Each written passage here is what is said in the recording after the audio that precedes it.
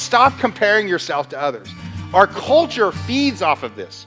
Our materialistic culture feeds off of this. And it's like, man, you got to get something to compare to make you equal with somebody else, because we all judge based on stuff.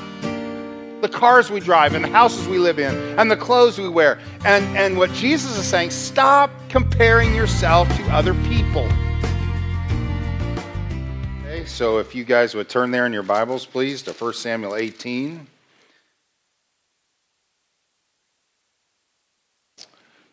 God bless Karen and I with 3 kids, Matthew, Cameron, and Courtney. And so, I wanted to be involved in my kids' lives. I wanted to be engaged in their lives. And one of the ways that I was engaged in their life was through sports or athletics. We didn't play together, obviously. But I coached basketball for my kids on different levels for about 20 years. And coaching basketball, because I played it when I was younger and I really enjoy the sport. And so coaching it really taught me a lot about myself, and it also, though, taught me a lot about kids, taught me a lot about people in general. And it was very interesting when you would put a team together, or you didn't have really a choice. It was like, okay, these 8 kids are trying out and they're on your team. You kind of learn, there are certain kids, there's usually one kid that's the most gifted athletically above everybody else. Like he's the best player. And so you find out, is that kid small? Is he big? Does he handle the ball? So you kind of build your team around this kid. So then you have one kid that's skilled athletically above everybody else, and you want to gear everything around him. And then you kind of have complementary players, because basketball is a team with 5 players, and they got to function as one. And you learn a lot not only about yourself, but you also learn a lot about kids and how they kind of look at life and how they deal with, how they interact with each other. And one of the things that's hard for people to deal with sometimes is that when they figure out that they're not the best at stuff, that they're not, and one of the hard things that all of us got to learn in life is that there's usually somebody better at what we do in what we do. There's usually somebody better at it. Now, how I respond to that is very important for me and how I'm going to enjoy my life. So you see this kind of at a young age where there's some kids that are really skilled, and I just learned this coaching kids. This kid's really skilled. He's kind of the alpha dog, or he's the best on the team. And how do those other kids respond to him? How do they interact with him? Because you have some kids that are great at this support role, and they enjoy kind of helping get this kid the ball or supporting this kid. And then you have other kids that think that they should be the alpha dog when they're not good at all. And they kind of pout. Like I remember one time I was coaching this one team, and we were down by 2, and we went down, and this kid hit a 3, and we won the game by 1, and all the bench jumps up, and all the players, they run and swarm this kid. I look down, there's one kid just sitting on the bench. And he was ticked because he didn't get the shot. And he wasn't going to celebrate with everybody else. And I remember looking and thinking, man, life's going to be really hard for you, bro. Because you can't rejoice in the successes of others. Even though you're part of this team, you won. But because of the fact that you're kind of pouting because you didn't get the shot, or you didn't hit it, or you didn't like how you played your game, then he was just miserable. And knowing the kid now for 25 years, it has not gone well for him. Because it's all about him. And he can't play well with others, in a sense. You say, what in the world has that got to do with 1 Samuel 18? It has a ton to do with it. Because in 1 Samuel 18, who has really come on the scene in the previous chapter? That has been David, right? David he is having his moment. He has killed Goliath. He has natural recognition. He went from a relative unknown as a kid that is watching some sheep in the middle of nowhere to now he has killed Goliath the giant, and now he is nationally recognized. He is a hero of the cult. He has become an overnight sensation. And word begins to get out about David, and his popularity rises. And what we see in the first part of this chapter is a great contrast in how people respond to him. People in particular who are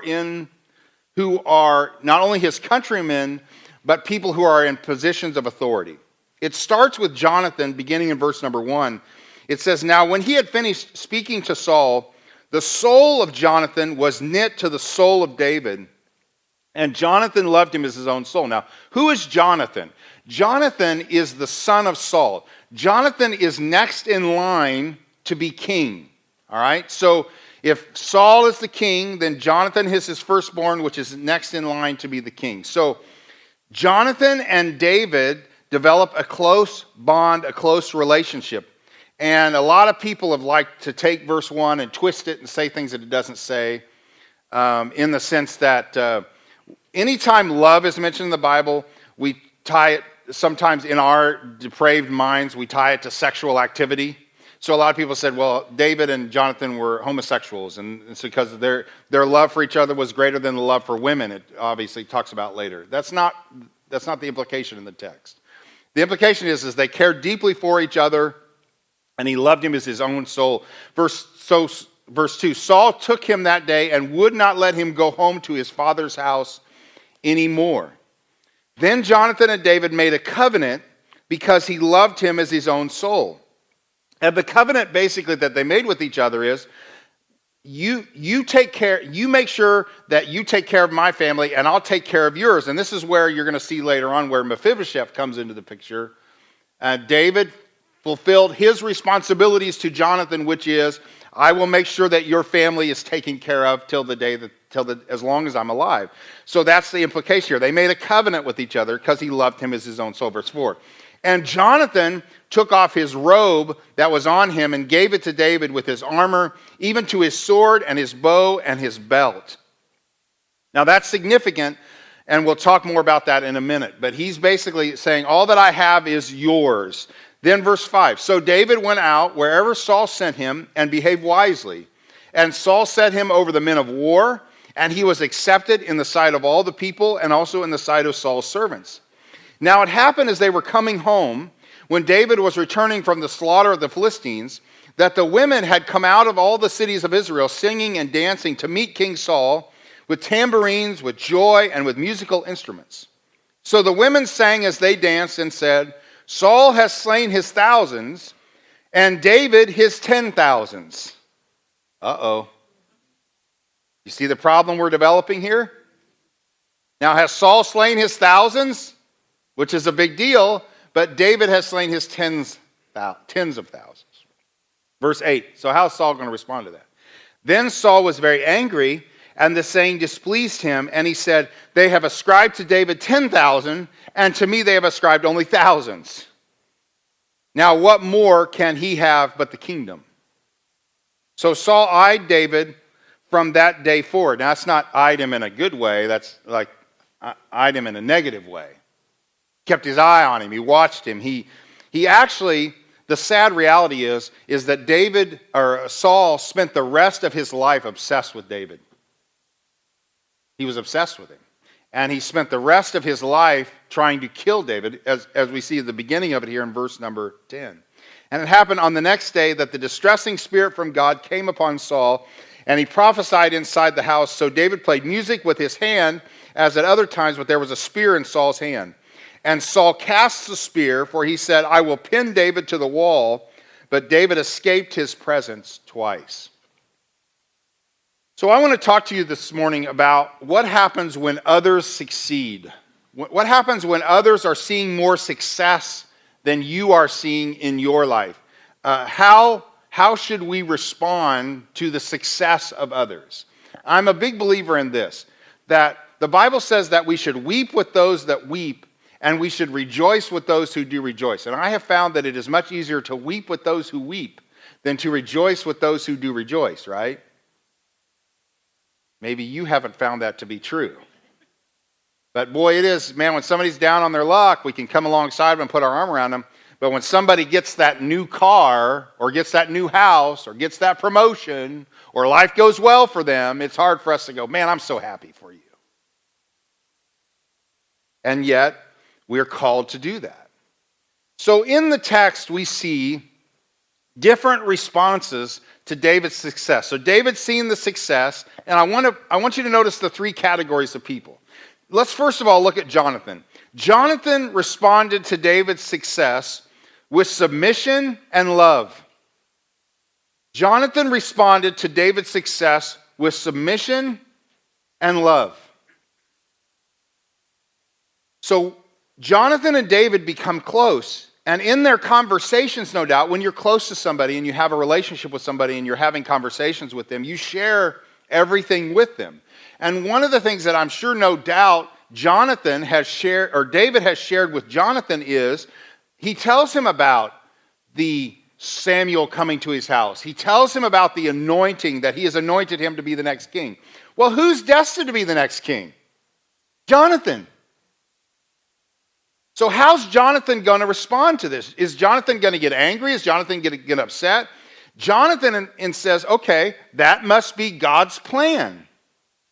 God's plan must be for you to succeed, for you to take the throne, for my family to step back. I'm going to submit to that plan. I'm going to submit to that. And that's what really with all of the armor is. When he takes all of his armor and he gives it to David, this is a sign of, you're the one, I have the kingly, basically material, or I'm wearing the kingly clothes, but this is my way of giving it to you, and my act of, I'm going to submit to you. Now, I want to serve alongside of you, and I want to help you, and I'll be your right-hand guy, and I'll help you kind of move from Saul's kingdom into your kingdom, and I love you, and I care about you, and I want to see you succeed, and I want to see you do well. He responds with submission. Jonathan understood that the favor of God was on David. And rather than being angry at God because he didn't choose him, he chose to be as supportive as possible to David. And this is how we should respond to the successes of others. Whether you like it or not, there are going to be people that God has his favor on. And a lot of times we look at them and go, why are you being so good to them, God? They don't deserve it. I know everything about them. They're scum. We kind of look down on people, but it's not my job to decide who should receive success and who shouldn't, and who should be in power and who should. My job is to be submissive and supportive to those that God has put over me in my life. And this is how Jonathan responds. He doesn't throw a fit. He doesn't get upset. He doesn't say, well, I'm the next heir. He says, okay, if God's chosen you, then I'm going to be supportive of you. I'm not going to do a power play. I'm not going to try to get to run you out or kill you. He is supportive, submissive, and he responds with submission and love. He loves David, and he wants to see David succeed. When you love someone, you are grateful for their successes, even if it is at your expense. The reality is, a lot of times, we don't like to see, we love ourselves more than we love anybody else. So we're always kind of looking at people skeptically and down on people. And we want the praise that's due to us because we love us. When you really love somebody else more, you care about them getting the praise and them getting the glory and them getting the recognition. What did Jesus say? Love God. If you love God, you want him to get the glory and him to get the praise, and you'll gladly submit to him. And this is Jonathan. Jonathan is this type or picture where he is showing us what submission looks like, what love looks like. And so Jonathan responded to David's success with submission and love. 2, the people responded to David's success with appreciation and praise. Maybe you're not the guy that hits the shot, but maybe you encourage the guy that does. Maybe you're not the person that has the success, but you're the one that cheers them on. There has to come a point in our life where we all realize that we're not going to be the hero, but we can cheer the one that is the hero. We can show them appreciation and praise. Maybe the purpose of your life is not to be great, but to encourage those who are great. And that's really what happens with the people. David and Saul are seeing success, and the women of the city are coming out, and they're encouraging them. And they're encouraging them by singing songs and praising them. And they're showing their appreciation for, you're doing what we do not want to do, or do not have the desire to do. But they're giving them appreciation and praise. And maybe maybe your goal is not to be the leader, but to encourage the leader. And that's okay. We're not a failure because we don't ever become the leader or the boss or the person in charge, but we can encourage the one who is. Number 3, Saul responded to David's success with jealousy and hate. This is the third response. So you have David's success. Jonathan, who's supposed to be the next one in line, says, you know what? God has a different plan. I submit to that plan. The people respond to David's success with praise and appreciation. And then Saul, though, responds in the negative to David's success with jealousy and hate. Now, who's the king right now? Saul's the king, who has shown himself over and over to be submissive to the king. David has. He's not trying to usurp authority. But Saul responds to David's success with jealousy and hate. If I refuse to accept God's plan for the life of others, then I become exactly like Saul, bitter and resentful. And I will spend my entire life bitter and resentful and seeking to destroy the one who I think should not have the success that they have. And this is a sad, sad existence. But I see a lot of sad, sad people. And I think a lot of sad, sad people is because there's a lot of bitterness and resentment on the inside. So I want to take you to a New Testament passage, and I want to show you a story that Jesus told, maybe to help us enjoy life a little bit more, okay? Because I want us all to enjoy life. I want you to enjoy life. And who in the world should be the happiest people? Should be Christ followers, right? Because of what we have in Jesus. All right? So let's go to Matthew 20, and let me read a parable to you that Jesus told. Y'all with me this morning? Okay. Matthew 20, let's look at verse number 1. For the kingdom of heaven is like a landowner who went out early in the morning to hire laborers for his vineyard. Now, when he had agreed with the laborers for a denarius a day, he sent them into the vineyard. Okay, so when I actually moved back here from Florida 20-some years ago, and I couldn't find work, I would go to the employment agency early in the morning, and I would basically get in line for work. And so then they would say, okay, you go work at this place for this amount. This is exactly what's happening here. These guys are at the labor force, and they don't have any employment, and they need a job, and a guy hires them, and he says, I'll pay you 1 denarius a day. And they're like, that sounds like a deal. Let's do it. So this is 6 a.m. This is 6 a.m. in the morning, all right? So the job gets to going, and he finds out that he needs more help. So it says in verse 3, and he went out the 3rd hour and saw others standing idle in the marketplace, and said to them, you also go into the vineyard, and whatever is right, I will give you. So they went. So the logical thing is, maybe they'll get 3/4 of an denarius, right? So you guys don't have any work. You need work. If you guys go work in the field, I'll pay you what's fair. I'll pay you what's right. And so this happened at 9. Verse 5 says, again, he went out at noon, the 6th hour, and the 9th, and did likewise. So he found out, man, we need to get more people working here. We're not going to get this job done. So he hired guys at the 6th, and he hired guys at the 9th. And about the 11th hour, so about 5 o'clock, he goes and he says, man, I need just a few more guys to get us over the hump, to finish the deal. So he goes out the 11th hour, and he found others standing idle, and he said to them, why have you been standing here idle all day? They said to him, because no one hired us. And he said to them, you also go into the vineyard, and whatever is right you will receive. So when evening had come, the owner of the vineyard said to his stewards, call the laborers and give them their wages, beginning with the last to the first. So line the guys up, give them their pay. And when those who were hired about the 11th hour, they each received a denarius. That's a pretty good gig, man. So it'd be like, hey, I'll pay you $100 if you work for me all day. You work 1 hour, they hand you a check for $100. Good pay, right? So the guys who started at 6 a.m. are thinking, man, if those guys in the 11th hour got $100, we're going to get $500. But what happens?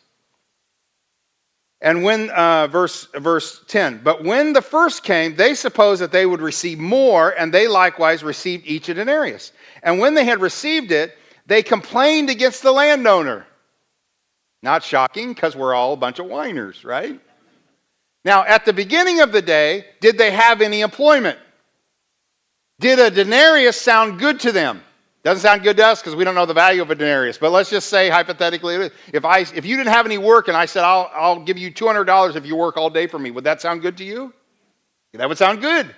So they started with nothing, got an employment because a man hired them, said he's going to pay them a denarius, but then they worked all day and figured, man, I should get more because this guy that just worked 1 hour got the same, and they complained about it.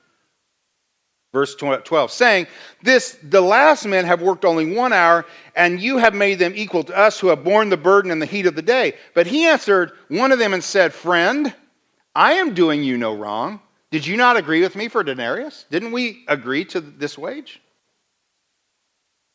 Take what is yours and go your way. Take it and go your way. I wish to give to the last man the same as to you.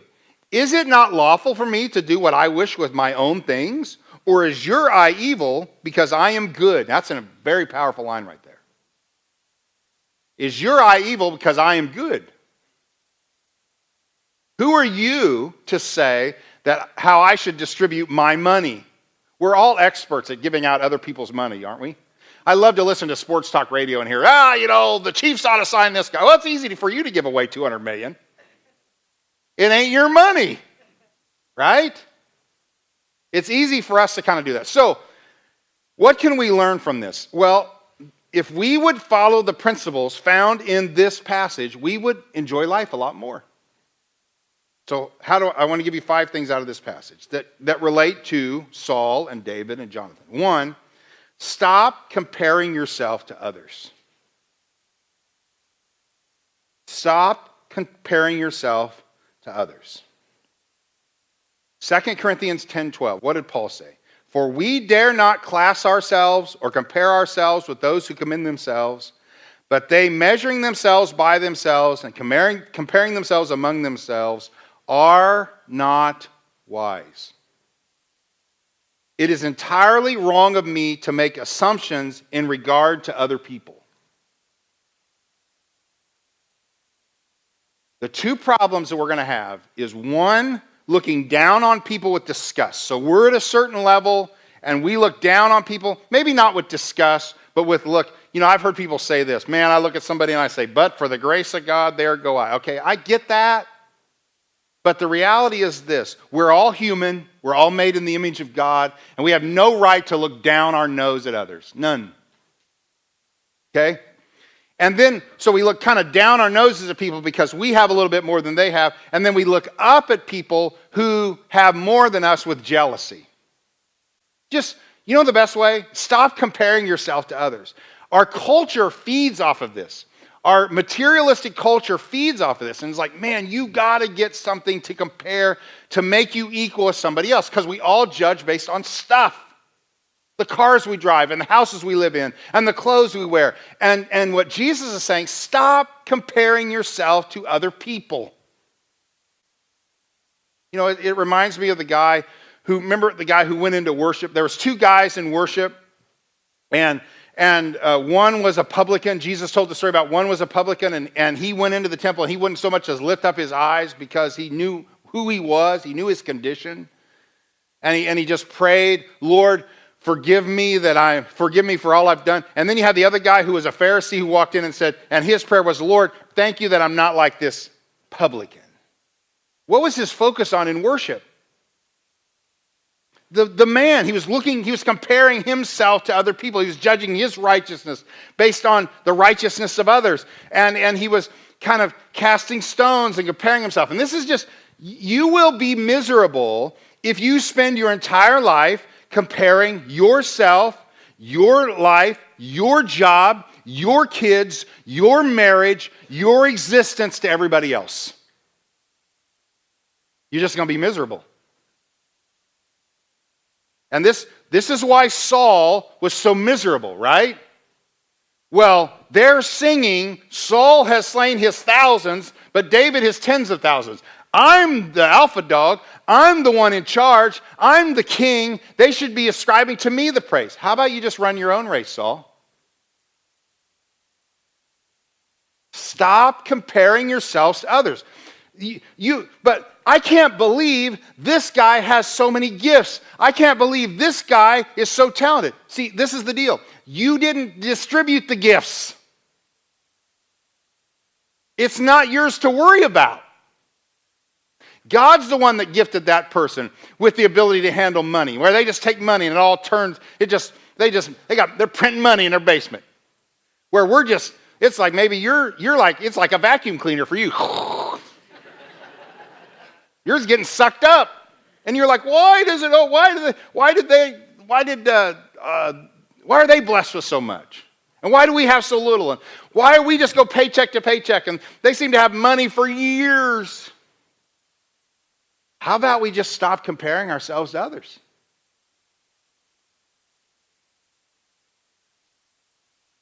I mean, how many people have done radical things because you want to look like somebody else?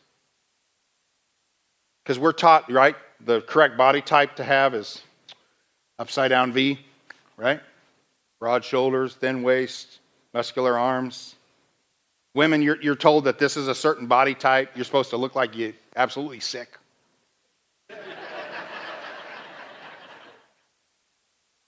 Right? Isn't that what you're told? Isn't that what you're constantly fed in this? Okay, why are we running that rate? Why does it matter how some gal looks in California versus that's how I should look here? Because we're caught up comparing ourselves to others. And you want to enjoy life, stop comparing yourself to others. Number 2, start enjoying God's grace to others.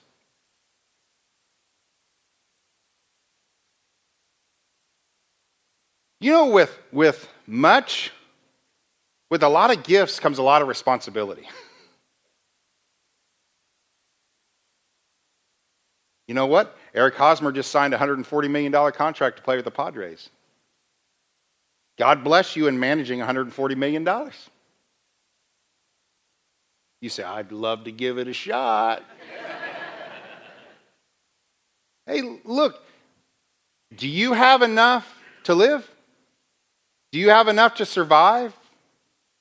So what we ought to do is, man, if God really shows his favor on somebody else, we should rejoice in what God is doing in that person's life. It's all right. It's all right if somebody else gets the glory and you don't. Man, I'm glad God blessed you. I'm glad God's helping you. And this is what he's saying. Is it not lawful for me to do what I wish my own things? God can do whatever he wants. You know, sometimes we get all hung up because we're like, man, look at me, man. I'm trying to serve the Lord, and I'm trying to do what's right, and I tithe every week. And my neighbor who hates God and has nothing to do with God and sleeps in every Sunday, man, he just got his 5th raise. Hey, be grateful God bless your neighbor. Maybe he's trying to save that guy through being good to him. It's okay if God's good to people. God causes the sun to shine on the just and on the unjust, right? So be glad for people when good things happen to them. Not like, man, what'd you do? How'd you get that? It's okay to be happy for others. Number 3, be grateful for what you have. Verse 13. Friend, I am doing you no wrong. Did you not agree with me for a denarius? If you find yourself constantly bitter and angry at other people, you know what would be good for you? Maybe one, to close your social media. That might be a good number one step. And the second thing might be to actually get out a pen and a piece of paper and write out all that God's done for you.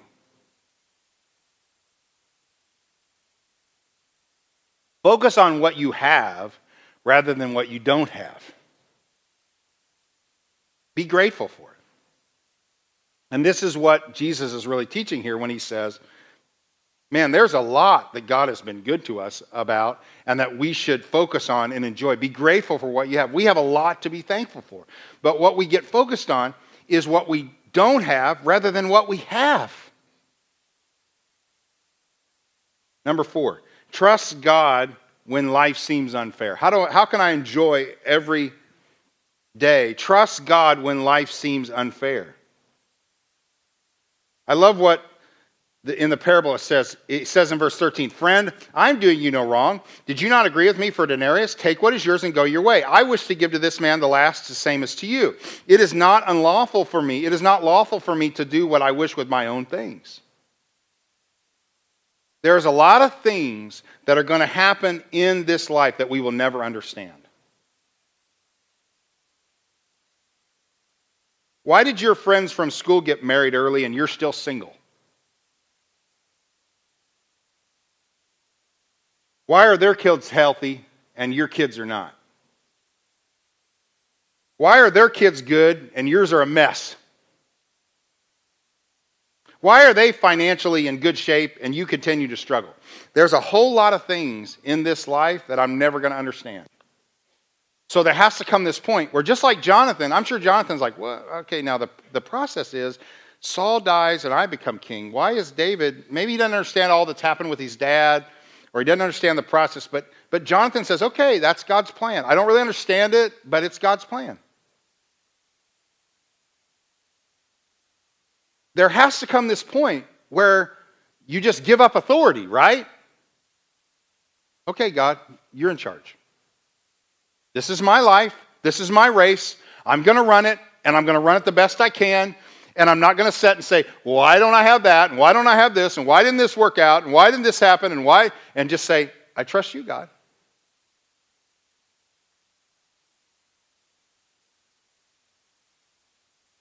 The Bible says this, that we should have childlike faith. A 5-year-old kid sitting in the back seat of the car is not worried about how his dad's driving. Right? He's just along for the ride. He just trusts his dad. What happens when we get old? We become control freaks. Do we not? We become control freaks. And we want to control everybody around us. And including God. And God, you should do this, and you shouldn't do that, and you shouldn't bless this person, and you should bless this person. And God, why are you doing this to me and not doing this to me? And there has to come to this point where, okay, it's like, God's flying the plane, you're just a passenger, just shut your mouth and enjoy the ride. And quit trying to tell God how to fly the plane. It's His plane. And this is the deal. My life is His life. What does the Bible say? We are not our own. So quit trying to tell God what to do with what's His. And this is what we do. And this is why we don't enjoy life. God, you should do it this way. No, I don't have to do it your way. And I'm not going to do it your way. Because your way is stupid.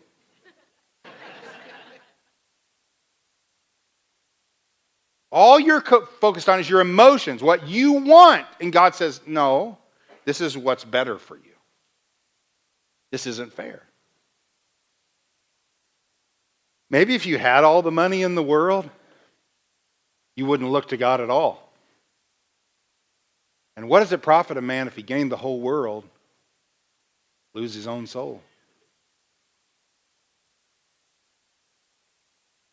Number 5. The 5th thing, how to enjoy life. Stay focused on God's plan for you. Stay focused on God's plan for you. I love what he says in verse 14. Take what is yours and go your way. Okay? I don't have Eric Hosmer money. I didn't sign a $140 million contract to preach at this church for the next 8 years. We were negotiating 9, but I settled for 8. And I will stay here for the next year for 100. We didn't sign that kind of. I don't have that kind of money, but I do have money. So I have the money that I have. How would God have me to spend that money? Not my job to worry about Eric Hosmer and his money, or Jeff and his money, and Steve and his money. I have a race. I'm in a lane. And this is what we do. We're running a race, criticize everybody else is running theirs. Hey, man, hey, swing your arms more. Lift your knees up higher. Don't shuffle your feet so much. How about you just run your race? But this is what he's saying. Take what is yours and go your way. I've given you a denarius. You do with it what you think you should do with it. And this is what we all should do. If I have money, the money I have, God gave to me, how would God want me to spend it? I have a job. How would God want me to work there? I have the family that I have. How would God want me to treat them? I have the friends I have. What kind of friend should I be? Just run your own race. And the greatest thing that you can do every day is wake up every day and resign as master of the universe. And let me tell you something. Speaking from honest experience, you have to do it every day. You have to wake up every day and say, okay, God, I want to control my life and everybody else's life around me, but I resign from that. And I give my life to you. And I'll just see where you lead me today. And when you just let God lead and you follow, you enjoy life a whole lot more than rather being like, why did, It's so easy to get jealous, isn't it? It's so easy to get jealous. And even people you work with, even, you think us pastors, we have 6 pastors here, and that we never get jealous. Look, I get jealous of Jeff all the time. I ran for years and years and years, and like my fastest marathon was like, well, I don't know. It wasn't very fast. Jeff's out there. He'd come in and he'd say, I won my class and my 50-plus-year-olds, and I killed them all, and I destroyed them. And I'm so much faster than everybody else. I'm faster than you, and you're at 48. So I basically quit running because of Jeff, because Jeff's like, I'll run with you, but I'll probably have to walk real slow to keep up with you. But it's funny how that just something like him just sharing about, it can stir up a little jealousy in me, like, why can't I be fast? Well, maybe because I weigh about 50 pounds more than Jeff. That might be one issue. But I just found, and it's just different things, different things happen to different people. And boy, the old enemy wants to just creep up in you and just make you mad at him, doesn't it?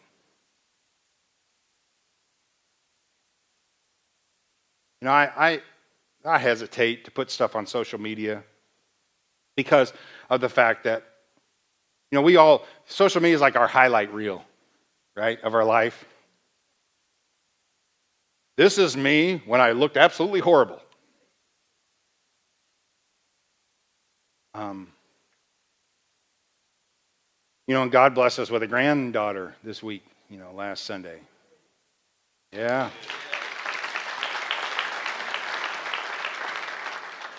And so it feels really weird to call me grandpa. Do I look like a grandpa? But, oh, yes, I do. Okay, thank you. I did tell you, I used to preach at a church in Baltimore a lot. And I went there last year, and one lady walked up to me and said, man, you've really aged since the last time you were here. I'm like, good to see you too. Anyway, so... But I thought about putting that up, and I thought, man, some people scrolling through their feed and maybe like, man, we wanted to have kids and we couldn't have kids. Or we had a kid and it died. You have a healthy, or we had a kid and it had a disease. It's hard sometimes, isn't it, to be happy for others when life's been rough on you? But I just want to challenge you today, and the whole purpose of this message is just step back and look at your life and say, God, there's a lot of things in my life I don't understand. And look, there's a lot of things in my life I don't understand. But the best thing I can do is I can step back and I can say, you know what? God's blessing that person, and I'm glad for that. And I have a lot of things to be grateful for. Because I'm going to tell you what right now. If you spend your entire life being judge and jury on everybody's life, you're going to be miserable your entire existence. If you become obsessed with what people ought to have, you become God and you decide that this person ought to get that and this person ought to get that and I can't believe they got that, you're going to be like Saul. And let me tell you something. Saul lived a miserable existence. You know what maybe your plan is? Maybe what God's will for your life is just to cheer on. You may not be on the field, but you could cheer on Harry Hosmer, even though I will never cheer for him again because he's a San Diego Padre. But if I was a Padres fan, I would cheer for him, right? So maybe you thought your destiny was to be on the field when the reality is your destiny is to be in the stands just clapping on those that are on the field. You're not in the arena, but you can cheer those on that are in the arena. And you need to be okay with that.